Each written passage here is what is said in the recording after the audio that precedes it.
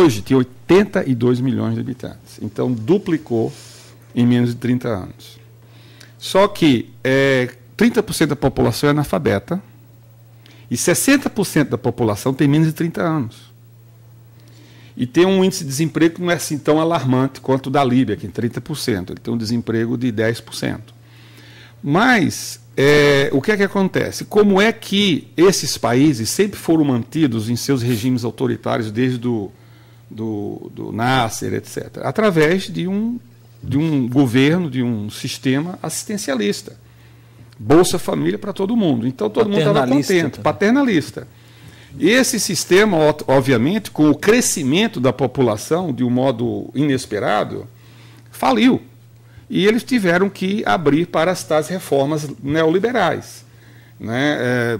Faz só o quê? Uns 10 anos que o Egito, pela primeira vez, a iniciativa privada conseguiu superar a iniciativa estatal. Então, são regimes econômicos que estão tentando sobreviver, mas que têm um passivo assistencialista muito grande. E com a crise de 2008, 2009, o sistema simplesmente foi para o espaço. E aí você tem a classe média de advogados, de médicos, de dentistas, etc. Estudantes, né? A classe média que ficou simplesmente na miséria. E uma elite militar que sempre foi a base desses regimes, cada vez mais corrupta, se valendo da assistência, sobretudo americana, em nome da segurança nacional, da segurança da região, que injeta bilhões de dólares, não é? De uma corrupção clamorosa. Obviamente que uma revolta seria previsível. Tem um autor, Tarek Omar, que escreveu 4 meses, escreveu um livro, cujo título é O Egito junto ao precipício, 4 meses antes das revoltas na Tunísia. E ele disse, o regime vai explodir. Vai explodir provocado por esse fator demográfico, que tem consequências econômicas inevitáveis, e o regime perde legitimidade. Então, esse vamos dizer, o fator, o clima, o meio ambiente no qual foi possível essas revoltas terem sucesso. Agora, aí você tem que acrescentar outros fatores, você não pode excluir. Você tem que acrescentar a questão do nacionalismo. O exército deu apoio à classe média e o regime perdeu a sustentação. Agora, isso não quer dizer que o Egito vai entrar num regime democrático. As eleições são em setembro. Aí tudo isso agora é um grande tabuleiro de xadrez que as incógnitas são muito maiores do que as certezas. E as negociações até com o Egito para formar essa nova democracia também estão em jogo, estão em andamento no país. Sem dúvida. Eu só gostaria de mencionar que uma coisa que o senhor falou sobre a diferenciação do mundo árabe, que todo mundo tende a enxergar o mundo árabe como se ele fosse um bloco único, e não é, existem grandes diferenças, não só de um país para o outro, mas dentro de um mesmo país. Isso pode ser visto no meu livro muito claramente, não só porque uma das personagens atravessa quase todo o Oriente Médio, passando por Cazaquistão, Turcomenistão até o Afeganistão, como mostra também que dentro do próprio Afeganistão existem várias etnias que têm idiomas diferentes, culturas diferentes e que muitas vezes são inimigas entre si. Então que os países do mundo árabe costumam ser países totalmente divididos entre si. Que a gente ouve muito falar da guerra com os Estados Unidos, os britânicos estão no Afeganistão também, mas a verdade é que eles próprios estão se matando há muito tempo.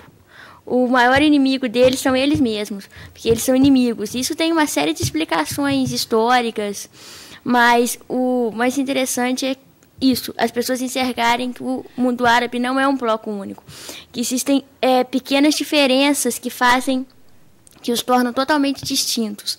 E que isso fica muito claro no meu livro, essa questão. O Flávio e o Orlando, e o meio de comunicação, a evolução do meio de comunicação, né, que atinge, sem dúvida nenhuma, o mundo inteiro, e o mundo árabe não ficaria diferente disso. Isso também é visto como uma influência muito grande? Eu pediria para que a resposta fosse dada no nosso próximo bloco aqui na mesa de debates. Vamos para o primeiro intervalo, voltamos já.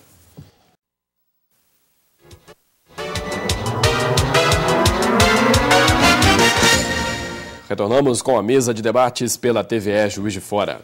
No programa de hoje estamos falando das possíveis consequências daqueles conflitos na região árabe que começaram desde dezembro do ano passado e que se estendem até os dias de hoje, e fazendo aqui uma ponte entre ficção e realidade. Também estamos falando sobre o livro Salam, da autoria de Flávio Stefan. Então, Jorge, o senhor fez uma pergunta no fim do primeiro bloco. Em relação a essa influência do meio da comunicação, né, que, sem dúvida nenhuma, cresceu no mundo inteiro, e até que ponto isso afetou toda essa movimentação no mundo árabe?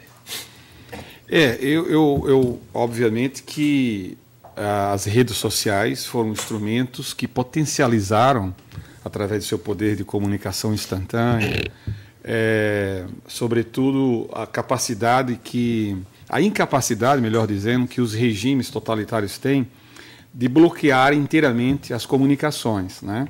Eles tentaram no caso do Egito, mas não conseguiram porque as pessoas faziam ligações para operadoras europeias via satélite e conseguiam, então, furar o bloqueio, né, tecnológico, eletrônico que o governo fazia.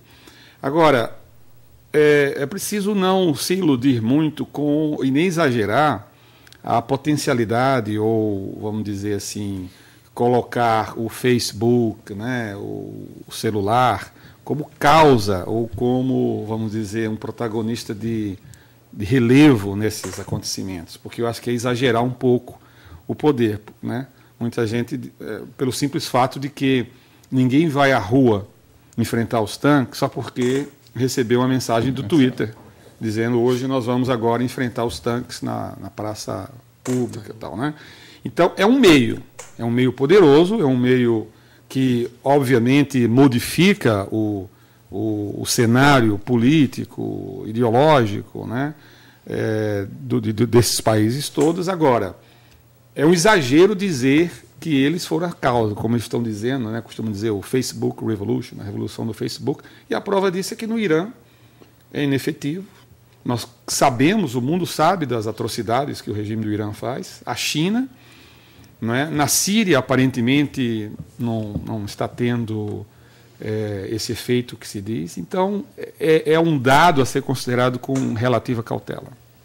Eu acho importante enfatizar que essa ideia da onipresença da internet, ela é um engano, porque a gente vive no mundo ocidental onde mesmo muito pobre tem acesso à internet. No Brasil, mesmo o cara que está na favela, se ele não tem acesso à internet, ele tem acesso à televisão e ele pelo menos sabe o que é um computador.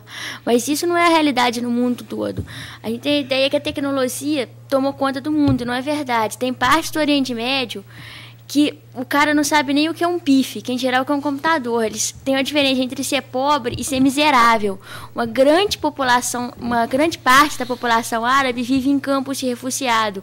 E esses campos de refugiado não são pobres, são miseráveis. As pessoas passam a vida inteira nesses campos, vivendo em barracas, sem nada, sem higiene, sem comida, sem trabalho, sem brinquedo. Então, para eles, falar em tecnologia, falar em mundo globalizado, não faz o menor sentido. Então, achar que a tecnologia está presente em todo o mundo árabe é totalmente incoerente com a realidade. Agora, fazendo essa ponte, né, entre meios de comunicação, Flávia, o que motivou você a escrever o livro Salam?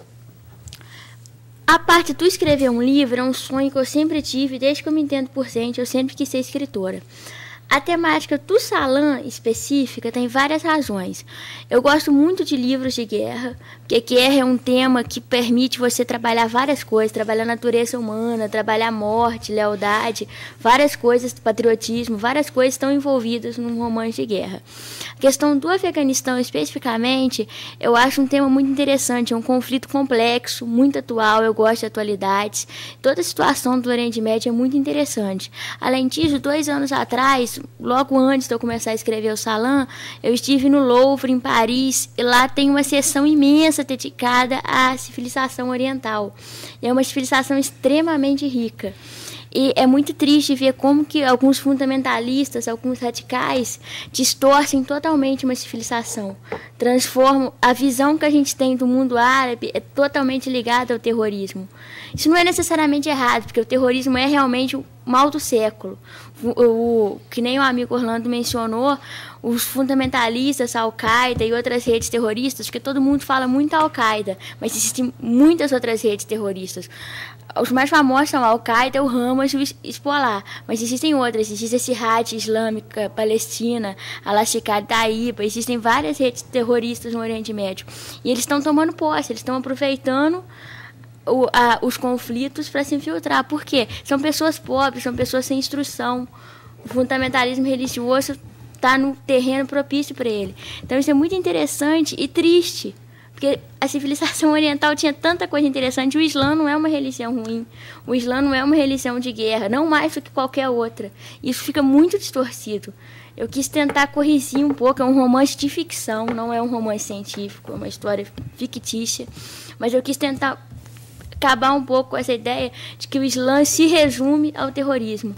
Tem cerca de 1 bilhão de muçulmanos no mundo que praticam sua fé de forma pacífica.